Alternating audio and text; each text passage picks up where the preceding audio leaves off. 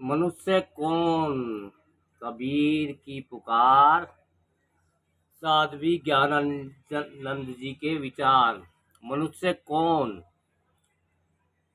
आप लोग सुने होंगे कि उस कथा को। मेरे पास समय कम है और मैं चाहता हूँ कि आपको ऐसे खुराक मिलनी चाहिए जो अगले कार्यक्रम तक आपको दीप्यमान रखे।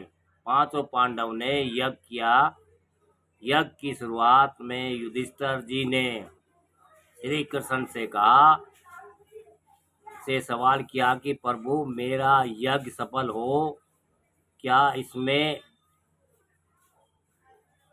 इसे मैं कैसे जानूंगा।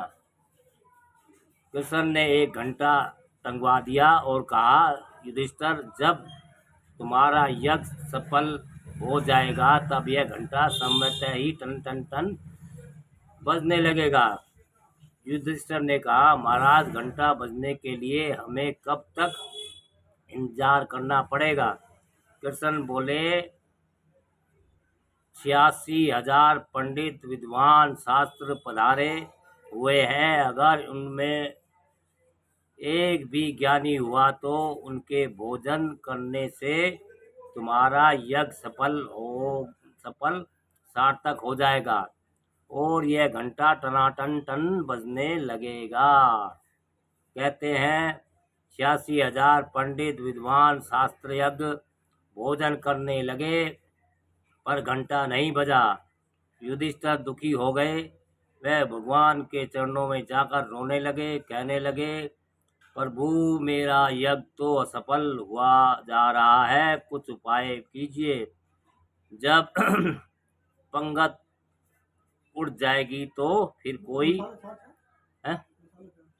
मसाला नहीं, हाँ हो गया।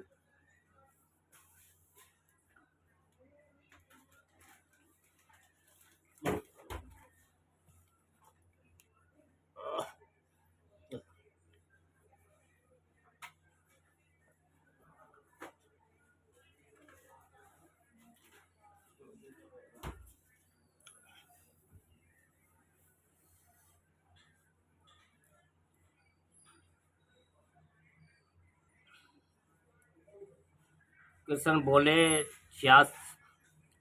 युधिष्ठिर ने कहा, महाराज, घंटा बजने के लिए हमें कब तक इंतजार करना पड़ेगा। कहते हैं हो जाएगा। युधिष्ठिर ने कातर होकर श्री कृष्ण के मुखाबिद को निहारने लगे। युधिष्ठिर की अधीरता को देख कृष्ण दयालु होकर पुनः बोले, यदि इन 86,000 पंडित विद्वान शास्त्रों में से कोई सच्चा मानव भी हो तो भी घंटा बज उठेगा और तुम्हारा यज्ञ सफल हो जाएगा। परंतु ये लोग जो भोजन कर रहे हैं, ये अज्ञानी क्या मनुष्य भी नहीं है। युधिष्ठिर जी चौंके। क्या कहते हैं महाराज, ये मनुष्य नहीं है? आप कैसी बात कर रहे हैं? फिर मनुष्य कौन है? संत कौन है? ज्ञानी कौन है? कृष्ण बोले, मैंने मनुष्य और संत तो बहुत है, पर तुम्हें जल्दी करना है तो राजा जाओ। तुम्हारे राज्य के बाहरी क्षेत्र में एक ज्ञानी संत रहते हैं। पशुवत्स है, वे भक्त है, वे उन्हें ले आओ। वे भोजन करेंगे तो तुम्हारा घंटा बज जाएगा। सब पंच भी जी को लाया गया। बड़ी लंबी कहानी है, मैं कहानी में उलझाना नहीं चाहता। इसके संदेह को आप एक सुन तक पहुंचाना चाहता हूँ। सवपच जी को लाया गया। उनके समक्ष 56 तरह के व्यंजन परोसे दिए गए। सवपच जी ने अपने 56 तरह के व्यंजनों को एक में मिला दिया और कोर उठाकर मुंह में डाला। फलतः घंटी बजने लगा, टन टन टन टनाटन। उन्होंने जब पुनः कोर उठाकर मुंह में डाला तो पुनः घंटे बजा। टनाटन टन खुशी की लहर दौड़ पड़ी। जब पांडव शिविर में खुशी की लहर है, वहाँ पंडित वर्ग अपमानित और पतित होने के भाव से दुख है। सब भोजन के बीच से ही उठकर गए और बोले, महाराज क्या बात है कि हम लोगों के भोजन करने से घंटा नहीं बजा और एक सौपच एक नीच जाति के भोजन करने से घंटा बज गया। कृष्ण ने कहा, देखो, यज्ञ में ज्ञानी संत भोजन करते हैं तो यज्ञ सफल होता है। तुम लोग तो अभी मनुष्य भी नहीं बन पाए हो। चिल्लाए वे लोग, हम लोग मनुष्य नहीं है, कैसी बात आप कह रहे हैं?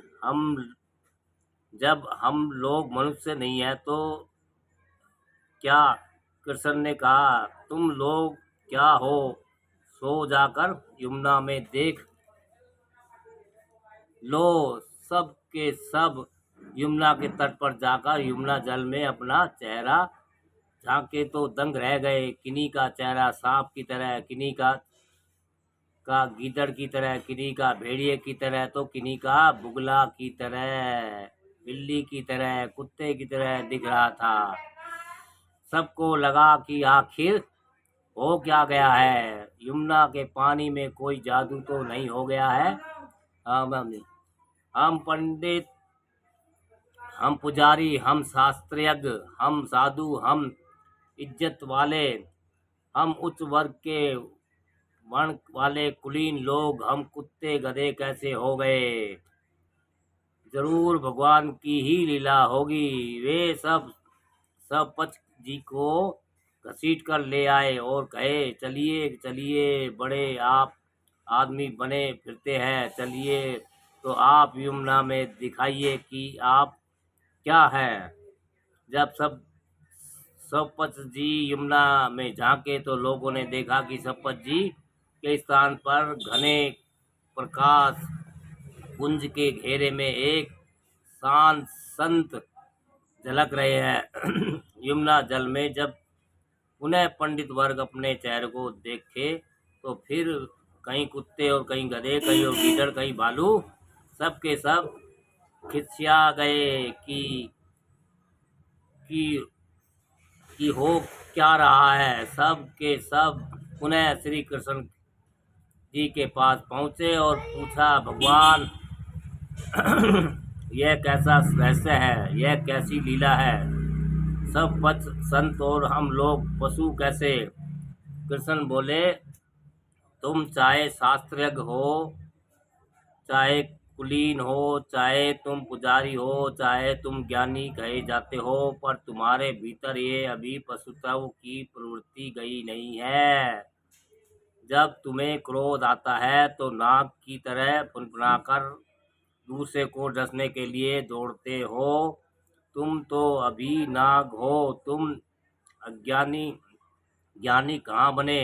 लोमड़ी की तरह तुम्हारे भीतर लालच है। बुगला की तरह तुम बुगला भगत की नीति अपनाते हो। दिखते कुछ और हो और अंदर में तुम्हारी मंशा कुछ और है। कुत्ते की तरह तुम भोगते हो, पर अपने शरीर में तुम कभी भी ध्यान नहीं देते। बिल्ली की तरह तुम पराये सामान को उड़ा जाना चाहते हो। अभी तुम्हारे भीतर का ज्ञान एक मिनट, अभी तुम्हारे भीतर का ज्ञान उपजा, तुम्हारे भीतर मनुष्यत्व नहीं आया है। और सौपत जी अपने भीतर छुपे हुए पशुत्व को खदेड़ चुके हैं। अपने मन के नागों को वह भगा चुके हैं, अपने भीतर की पशुता को वह दूर कर चुके हैं। इसलिए वे महान संत हैं। सभी की आंखें खुल गई। दोस्तों, कबीर की पुकार, साध्वी ज्ञानानंद जी के विचार। दोस्तों, आपको अच्छा लगे लाइक कमेंट शेयर कीजिए और ज्ञानवर्धक चीज़ें हम ढूंढ के लाते हैं कहीं ना कहीं से। और भैया हमारा हौसला बढ़ाइए, हमारे चैनल को लाइक सब्सक्राइब और कमेंट्स कीजिए दोस्तों।